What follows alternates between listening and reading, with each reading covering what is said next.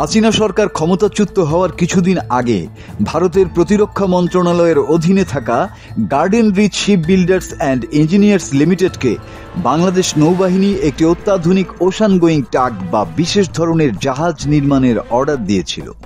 বাংলাদেশ সরকারের প্রতিরক্ষা মন্ত্রণালয়ের অধীন ডিরেক্টরেট জেনারেল অব ডিফেন্স পারচেজের সঙ্গে ভারতের এই জাহাজ নির্মাতা সংস্থাটির মধ্যে চুক্তিটি স্বাক্ষরিত হয়েছিল 2024 সালের 1 জুলাই।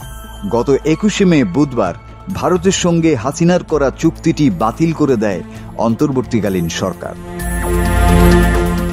যে টাগবোটগুলো সাগর বা মহাসাগরে পাড়ি দিয়ে আটকে পড়া জাহাজকে উদ্ধার করতে পারে কিংবা জাহাজের ধ্বংসস্তূপ টেনে আনতে পারে সেগুলোকেই বলা হয় ওশান গোয়িং টাগ।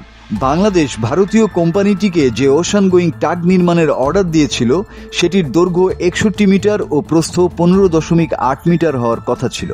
প্রায় $21 বিলিয়ন বা 180 কোটি ভারতীয় রুপির এই অর্ডারটি পাওয়ায় নির্মাতা প্রতিষ্ঠান GRACর শেয়ারও যথারীতি বেড়েছিল প্রায় 10%। ওই জাহাজের অর্ডার কেন বাতিল করা হলো তা নিয়ে বাংলাদেশের নৌবাহিনী বা প্রতিরক্ষা মন্ত্রণালয়ের কোনো বক্তব্য পাওয়া যায়নি। তবে সংশ্লিষ্ট পর্যবেক্ষকরা ধারণা করছেন শেখ হাসিনা সরকারের আমলে নেয়া বহু সিদ্ধান্ত বা আন্তর্জাতিক অর্ডার যেমন এর আগেও বর্তমান অন্তর্বর্তীকালীন সরকার বাতিল করেছে, গার্ডেন রিচ শিপ বিল্ডার্সের এই অর্ডার বাতিল করার সিদ্ধান্ত সেই ধারাবাহিকতায় নেওয়া। বাংলাদেশ কেন অর্ডারটি বাতিল করেছে সে বিষয়ে ভারতীয় সংস্থাটির পক্ষ থেকেও কিছুই জানানো হয়নি। ধারণা করা হচ্ছে গত বছর জুনের দ্বিতীয়ার্ধে ক্ষমতাচ্যুত হওয়ার ঠিক আগে শেখ হাসিনার ভারত সফরের সময় এই চুক্তি নিয়ে দুই দেশের মধ্যে বোঝাপড়া হয়ে গিয়েছিল, যদিও তখন প্রকাশ্যে এ ব্যাপারে কিছুই জানানো হয়নি।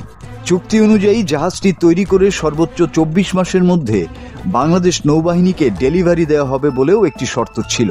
ফলে আগামী বছরের মাঝামাঝি নাগাদ এটি বাংলাদেশের হাতে তুলে দেওয়ার জন্য অঙ্গীকারবদ্ধ ছিল সংস্থাটি।